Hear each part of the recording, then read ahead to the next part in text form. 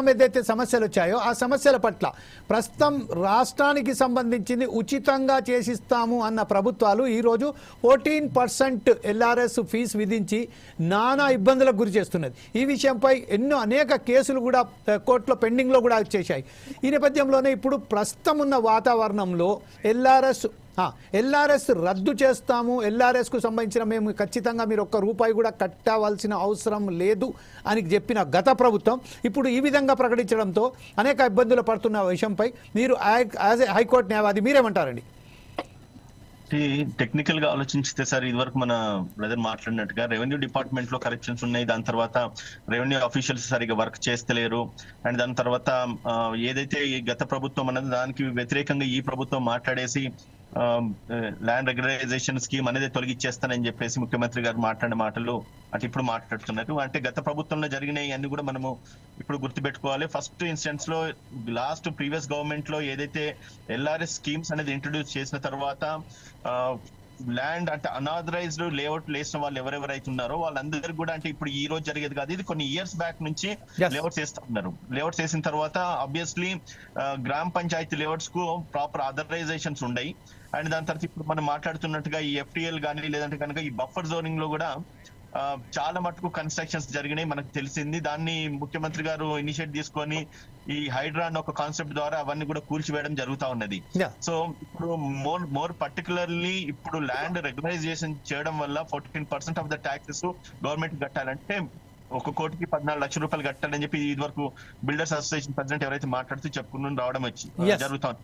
కానీ ఒక ఫ్యాక్ట్ మీరు గుర్తుపెట్టుకోవాలి, సరే ప్రభుత్వం తీసుకున్న నిర్ణయము ఇప్పుడున్న పరిస్థితులలో తప్పనిసరి పరిస్థితులు తీసుకున్న నిర్ణయాన్ని కూడా మనం స్వాగతించాల్సిన అవసరం ఉంటుంది. ఎందుకంటే గడిచిన కొద్ది సంవత్సరాల క్రితం ఈ LRS అనేది ఇప్పుడు వచ్చింది కాదు, కొన్ని ఇయర్స్ బ్యాక్ వచ్చింది. అప్పుడు కొన్న లేఅవుట్స్ కొన్న వాల్యూ, దాని తర్వాత ఇప్పుడున్న మార్కెట్ వాల్యూను ఒకసారి మీరు కన్సిడరేషన్స్ లోకి తీసుకోండి.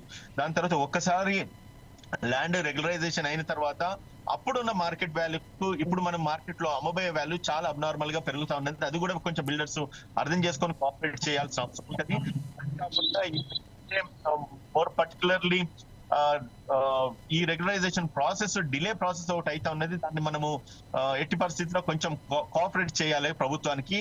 అంటే గవర్నమెంట్ ఒక రెవెన్యూ డివిజన్ లో డివిజన్ లో రిక్వైర్డ్ స్టాఫ్ కంటే కూడా అంటే ఎక్కువ లేఅవుట్స్ ఉండడం, దాని మీద ప్రభుత్వ యంత్రాంగం సఫిషియెంట్ స్టాఫ్ లేకపోవడము, అది కాకుండా ఇప్పుడున్న టెక్నికల్ ఇష్యూస్ కూడా చాలా మటుకు అంటే మనం వెబ్సైట్స్ లో అప్లోడ్ చేసే ప్రాసెస్ లో. ఉదయకాంత్ గారు, ఇప్పుడు మీరు చెప్పినారు in the sense of cooperation అని చెప్పారు. కోఆపరేషన్ చేయాలి ప్రభుత్వ అధికారులతోనే అని చెప్పారు, ప్రభుత్వంతో.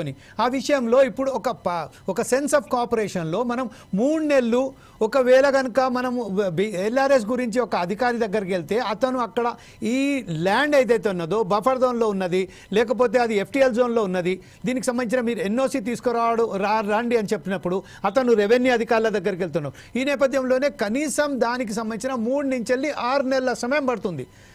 అది దానికి తొందరలో చేయాలంటే అధికారులు మీరు చెప్తున్నట్టుగానే ఇప్పుడు అక్కడ ఎవరు కూడా యంత్రాంగం లేదు, సరి అయిన పద్ధతిలో లేదు. ఇప్పుడు మరొకసారి పొంగులేటి శ్రీనివాసరెడ్డి గారు ఏమన్నారు, దీన్ని డిజిటలైజేషన్ చేస్తాము, రిజిస్ట్రేషన్ కేవలం 15 నిమిషాలలో మీకు రిజిస్ట్రేషన్ అయితే చెప్తున్నాం. ఇది సాధ్యమయ్యే పనేనా? Time it may take time అండి. అండ్ అసాధ్యమైనది ఏది కాదు. ఎందుకంటే గ్లోబలైజేషన్ ఎప్పుడైతే టెక్నాలజీ పెరుగుతుందో, టెక్నాలజీ పెరిగిన తర్వాత గ్లోబలైజేషన్ కూడా ఎక్కువ పెరుగుతా ఉన్నది. And step by step process జరుగుతా ఉన్నది. ముమ్మాటికి ఇది 100% possible, nothing is impossible. It may take some time. ఎందుకంటే again that time that's not a time means it's not going to be a give a 1 week or 2 weeks. It's almost all 6 months of time. అది చెప్పండి. అది విషయం నేను చెప్తా ఉంటే మీరు interrupt చేయడం జరిగింది. నేనేమంటున్నానంటే ఇప్పుడు ఏదైతే గవర్నమెంట్ లో రిక్వైర్మెంట్ ఆఫ్ స్టాఫ్ ఏదైతే ఉన్నదో అది చాలా తక్కువ ఉన్నారు. మనం అర్థం చేసుకోవాల్సిన అవసరం ఉన్నది.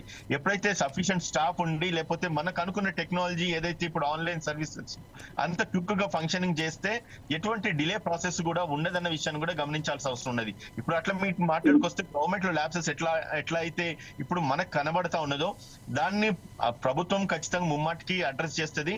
అంటే నేను అడ్వకేటే కాదు, కాంగ్రెస్ పార్టీ రిప్రజెంటేటివ్ కూడా ఉన్నాను కాబట్టి నేను ఒకటి చెప్తున్నాను. పార్టీ సైడ్ నుంచి అండ్ పార్టీ సైడ్ నుంచి ఒక తీసుకోవాలి కాబట్టి అంటే పార్టీని వెనకేస్తున్నాను అన్నది కాదు.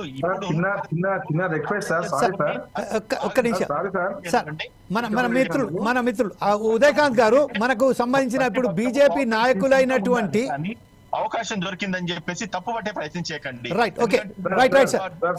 Sir he is raising a finger.